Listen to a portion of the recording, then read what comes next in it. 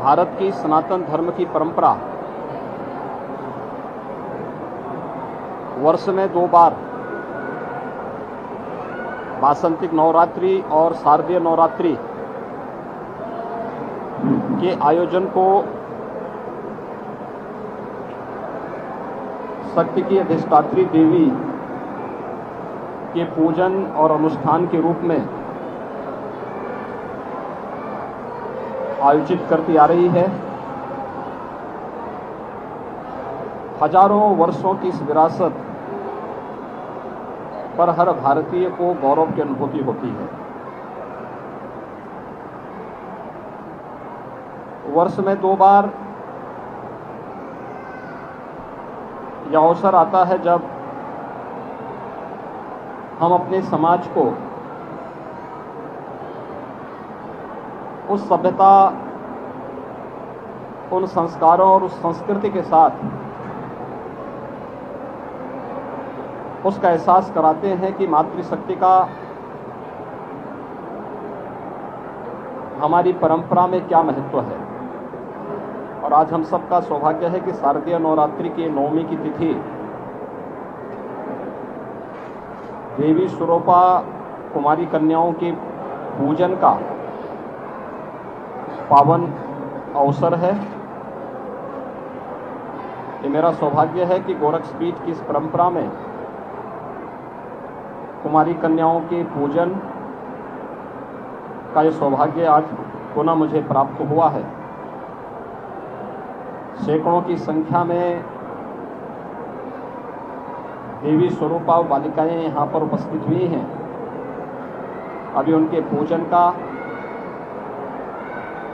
कार्यक्रम यहाँ पर संपन्न हुआ है। उन लोगों के लिए 9 दिनों में यहाँ पर शारदीय नवरात्रि का जो विशेष अनुष्ठान चलता है, उस अनुष्ठान के कार्यक्रम के उपरांत आदिशक्ति मां भगवती दुर्गा के भोग प्रसाद के लिए जो प्रसाद बना हुआ है वह उन्हें इस समय वितरण करवा करके उन सभी देवी स्वरूपा बालिकाओं को वह प्रसाद खिलाया जा रहा है। भारत की सनातन धर्म की परंपरा के अंदर मातृशक्ति के प्रति हर भारतीय के भाव को प्रदर्शित करने का ये सबसे सशक्त माध्यम भी है। और मुझे लगता है कि हमें अपने पर्व और त्योहारों के इस महत्व को कि मातृशक्ति किसी भी क्षेत्र में कम नहीं है, कमजोर नहीं है, उनके प्रति यह भाव, यह पवित्रता का भाव हर एक मन में आना चाहिए। अगर हम देवी के इस स्वरूप को जैसे हम सामान्य रूप से पूजा अर्चना तक रखते हैं, व्यवहारिक रूप में भी लेने लग जाएंगे तो मातृशक्ति के साथ, बहन बेटियों की सुरक्षा के साथ यदा कदा जो घटनाएं देखने को मिलती हैं उनको नियंत्रित करने में सफलता प्राप्त होगी। हमें इन संस्कारों के साथ और इस परंपरा के साथ जुड़ना होगा। दूसरा, शक्ति की अधिष्ठात्री देवी की पूजा का महत्व इस बात को प्रदर्शित करता है कि वो आदि शक्ति है। इस चराचर जगत की हर एक शक्ति का आधार है। तो स्वाभाविक रूप से बालिकाओं के प्रति, महिला या बेटियों के प्रति प्रत्येक नागरिक को अपना दृष्टिकोण बदलना होगा। वे सबला हैं, हर एक क्षेत्र में नेतृत्व दे सकती है, समाज को योग्य मार्गदर्शन कर सकती है। इसलिए बालिकाओं की सुरक्षा के साथ साथ उनकी शिक्षा, उनके स्वास्थ्य और उनके स्वावलंबन के लिए, उनके सम्मान के लिए अभियान को आगे बढ़ाना होगा। हमें इस बात पर प्रसन्नता की अनुभूति है कि सरकारें इसके बारे में काफी चैतन्य हैं। प्रधानमंत्री मोदी जी ने बेटी बचाओ बेटी पढ़ाओ के माध्यम से जो अभियान प्रारंभ किया वह बेटी को बचाओ के लिए भी है और बेटी को पढ़ाने के लिए भी है। एक बेटी बचेगी, एक बेटी पढ़ेगी तो वह समाज में सम्मान और समाज में स्वावलंबन के मार्ग का अनुसरण स्वयं करती हुई दिखाई देगी। समाज की चैतन्यता उसे आगे बढ़ाने में मदद करेगी। मातृवंदना का कार्यक्रम या बेटियों की सुरक्षा के लिए चलाई जाने वाली तमाम ये कार्यक्रम हमें इस दिशा में एक नई दिशा प्रदान करते हैं। प्रदेश सरकार ने भी इस दिशा में बहुत सारे कार्यक्रम उठाए हैं।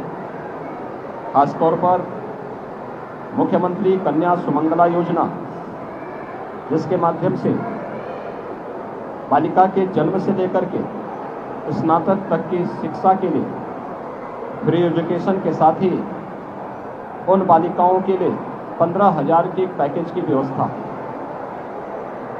इस योजना के अंतर्गत प्रारंभ की गई है और 10 लाख से अधिक बालिकाएं अब तक इस योजना से आच्छादित हुई हैं।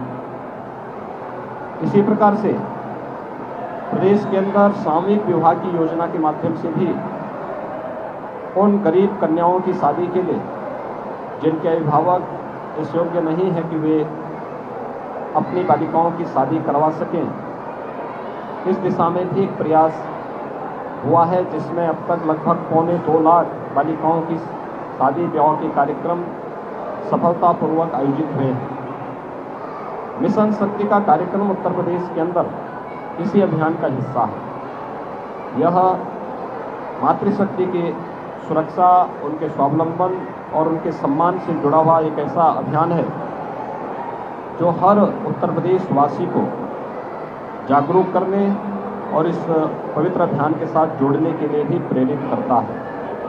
आज महानवमी का यह पर्व 9 दिनों तक आदिशक्ति माँ भगवती दुर्गा की पूजा के उपरांत देवी स्वरूपा उन बालिकाओं के उनके पूजन का, उनके अनुष्ठान का और 8 दिनों तक माँ भगवती दुर्गा को जो भी भोग प्रसाद लगा था वही पकवान आज उन बालिकाओं को यहाँ पर प्रसाद के रूप में ग्रहण करवाया जा रहा है। 9 दिनों तक नवरात्रि के इस कार्यक्रम के उपरांत कल विजयादशमी का पर्व है। सत्य, न्याय और धर्म के पथ का अनुसरण करते हुए बड़ी से बड़ी ताकतों को कैसे परास्त किया जा सकता है, विजयादशमी का यह पर्व हम सबको सत्य के मार्ग का अनुसरण करने, धर्म के पथ पर सदैव निरंतर आगे बढ़ने की प्रेरणा प्रदान कर रहा है। सत्य और न्याय जहाँ होगा, धर्म जहाँ होगा, वहाँ विजय अवश्य होगी। विजयादशमी का यह पर्व भी हम सबको इस बारे में एक नई प्रेरणा प्रदान कर रहा है। मैं शारदीय नवरात्रि की पूरे प्रदेशवासियों को हृदय से बधाई देता हूँ, अपनी शुभकामनाएं देता हूँ। शारदीय नवरात्रि के उपरांत कल विजयादशमी का पावन पर्व होगा। मर्यादा पुरुषोत्तम भगवान श्री राम का रावण पर विजय, अधर्म, अत्याचार और अन्याय के प्रतीक रावण पर विजय के प्रतीक स्वरूप सभी सनातन धर्मावलंबी इस आयोजन को हर्षोल्लास के साथ मनाता है। और कल विजयादशमी के इस पावन पर्व पर भी मर्यादा पुरुषोत्तम भगवान श्री राम के विजय की इस पावन पर्व को पूरे भारतवासी उसी श्रद्धा और सम्मान के साथ आयोजित करेंगे। मैं इस अवसर पर विजयादशमी की भी हृदय से मंगलमय कामनाएं सभी प्रदेशवासियों की प्रकट करता हूँ। मुझे विश्वास है कि शारदीय नवरात्रि और विजयादशमी का ये पर्व पूरे प्रदेशवासियों को सत्य, न्याय और धर्म के पथ पर चलने की प्रेरणा प्रदान करेगा। धर्म का वह पथ जो हमें हमारे कर्तव्यों के प्रति निरंतर प्रेरित करता है, प्रोत्साहित करता है, उस पथ का अनुसरण हर प्रदेशवासी करेगा। इस विश्वास के साथ पूरे प्रदेशवासियों के प्रति शारदीय नवरात्रि और विजयादशमी की हार्दिक बधाई और शुभकामनाएं।